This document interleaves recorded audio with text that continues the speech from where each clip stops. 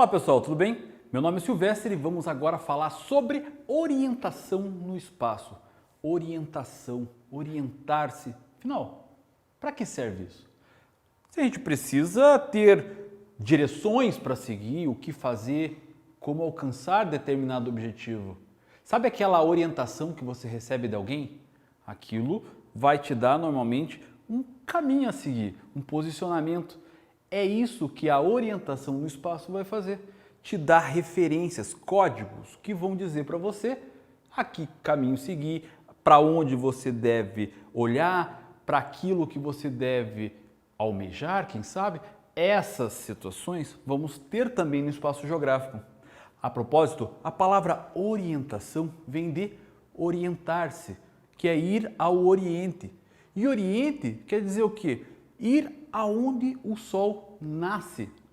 É essa a ideia. O seguir para o Oriente é ir em direção à sua nascente. Tá ligado aquela situação de que o Japão é a terra do sol nascente? Ele está no Oriente, não tá? Olha aí, ó a relação. E essa relação começa onde? Ela começa justamente na Rota da Seda. Uma rota histórica muito importante para o povo da Europa. Que até então a seda, um tecido muito fino, muito valioso, todo mundo que tinha esse tecido na Europa era considerado uma pessoa nobre, uma pessoa rica. Então, o símbolo da seda dentro da Europa era extremamente importante. Só que quem iria buscar essa seda? Era aquela galera que estava querendo ganhar a vida. Só que precisava fazer uma grande jornada, ir até a China, que era onde se produzia essa seda. Então, qual era a referência, qual era a forma, a direção que eles tomavam para chegar na seda? Era ir em direção ao Oriente, onde o sol nascia. Então, ele fazia o quê? Fazia sua caminhada da Europa em direção à Ásia, seguindo sempre para o nascer do sol, em direção ao Oriente, orientar-se. Tá entendendo? Essa orientação, então, é o que ele tinha, chegar na Ásia pelo nascer do sol. Óbvio que quando ele chegava, pegava lá as sedas e voltava para a Europa, ele tinha que ir para a direção contrária, aonde o sol estava se pondo, o ocidente, o ocaso do sol. E dessa forma, então, ele tem as duas primeiras formas de referenciação, o leste e o oeste. É aí que nós começamos a entender todas as formas de representação dos pontos cardeais. Ora, o que são os pontos cardeais? São essas formas, essas direções de representação. E ela é feita como? Através de uma ilustração muito conhecida chamada de Rosa dos Ventos. Essa que vocês estão vendo aqui, feita por um grego chamado Cláudios Ptolomeu. Cláudios Ptolomeu era a pessoa responsável por fazer toda a representação do espaço dentro do Império Egípcio. É ela que vai fazer essa primeira ilustração, a Rosa dos Ventos, que vai mostrar as nossas direções. Como eu falei para vocês, as primeiras formas de direcionamento, de orientação, foi o leste e o oeste. Então nós temos o leste, onde nasce o sol, e o oeste, onde o sol se põe. Como assim? Dá uma olhadinha aqui, pessoal. Eu fiz aqui essa representação para mostrar para vocês o movimento aparente do Sol. Claro, não é o Sol que se mexe, mas como nós estamos mexendo junto com a Terra, aí nós vamos ter a impressão de que é o Sol que está se mexendo. É como se você estiver num trem e você está vendo os postes passando rapidamente. A impressão que você tem no primeiro momento é que os postes estão se movendo, mas na verdade quem está se movendo é você, não é verdade? Então aqui, ó, ele vai nascer no leste e vai se pôr no oeste. Mas a Terra está fazendo esse movimento contrário. Então, dessa maneira, esse movimento aparente do Sol é que nós temos essas duas primeiras referenciações. É assim que nós vamos conseguir determinar os espaços e as direções a seguir. Agora, é só o Sol que nós temos como referência natural para orientação? Não, porque chegava a noite e as pessoas precisavam também ter, digamos, determinada forma aí de seguimento. Como isso acontece? Através das constelações. O pessoal que está no hemisfério norte utiliza uma estrela muito importante, chamada de estrela polar. Essa estrela polar, pessoal, ela está exatamente cravada no horizonte da Terra. e ela não se move com esse movimento de rotação da Terra.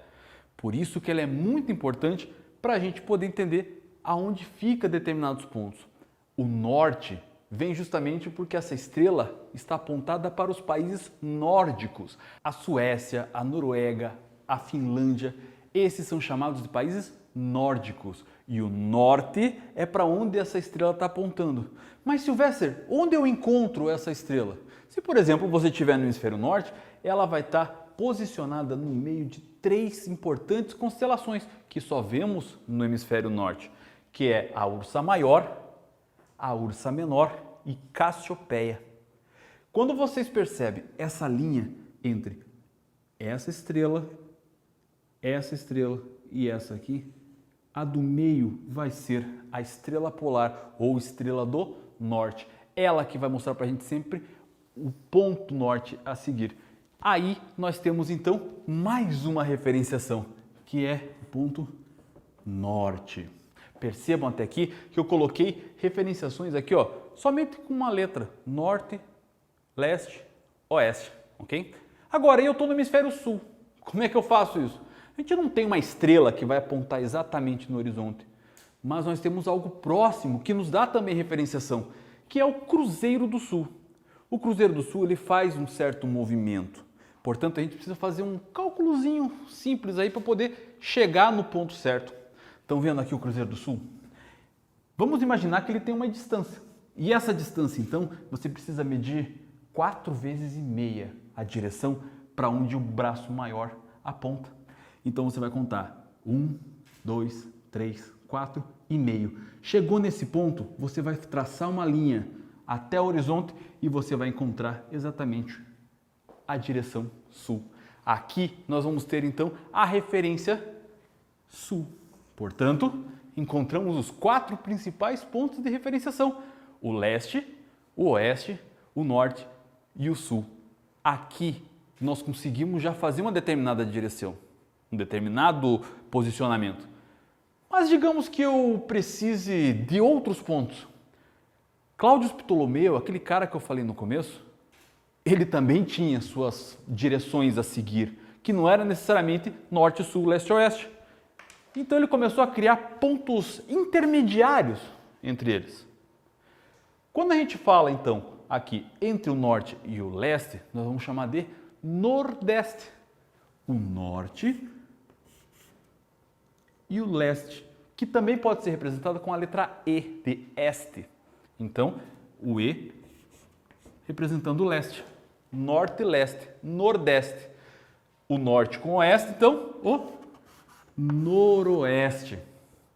O oeste com o sul vai ter o sudoeste. E o sul com o leste vai ter o sudeste. Percebam que aqui nós temos 2 letras e são pontos intermediários daqueles principais que eu falei para vocês. Portanto, eles vão ser chamados de pontos colaterais, enquanto os principais vão ser chamados de pontos cardeais, aqui vamos chamar de pontos colaterais. Nordeste, noroeste, sudoeste, sudeste. Mas a cartografia vai além disso. A referenciação e todo o espaço de direcionamento também. Então eu vou precisar de outros pontos melhores para representar aqui representar o direcionamento, representar o espaço geográfico. Então, Cláudio Ptolomeu teve uma ideia de criar outros pontos intermediários. Pontos esses que vão estar representados entre um cardeal e um colateral. Surgem aí, então os pontos subcolaterais e são 8. Não perca a conta, dá uma olhadinha aqui. O norte com o nordeste vai ser o norte-nordeste. Viu que original? Agora, nós temos o nordeste com o leste, vamos ter o leste-nordeste. O leste com o sudeste, leste-sudeste. Sudeste com o sul, sul-sudeste. O sul com o sudoeste, sul-sudoeste. Oeste com o sudoeste, oeste-sudeste. Oeste com noroeste, oeste-noroeste. O noroeste com o norte, o norte-noroeste. Ufa, é bastante, né? Agora, percebam que eu coloquei 3 letras. 2 do colateral e uma do cardial. 3 subcolaterais. Aqui temos mais um eixo para fazer esse posicionamento e eles são extremamente importantes para desenvolver a cartografia, para entender a referenciação e para que você possa verificar todos os espaços do qual você está estudando. Tem só esses? Não. Se você pensar na aviação civil, por exemplo, a gente vai ter 360 pontos diferentes. Mas calma, a gente não vai falar sobre eles aqui. E a gente nem vai estudar. Mas é só questão para você saber mesmo, porque existem outras formas. Algo mais preciso, vamos ter mais detalhamento. Nesse caso, ficamos só com os pontos cardeais, os principais, os colaterais, os seus intermediários, e os subcolaterais, mais específicos dentro da rosa dos ventos. E isso tudo nós vemos através da orientação. Eu espero que você tenha gostado dessa aula, eu espero que você tenha entendido. Muito obrigado por ter assistido essa aula. Até mais!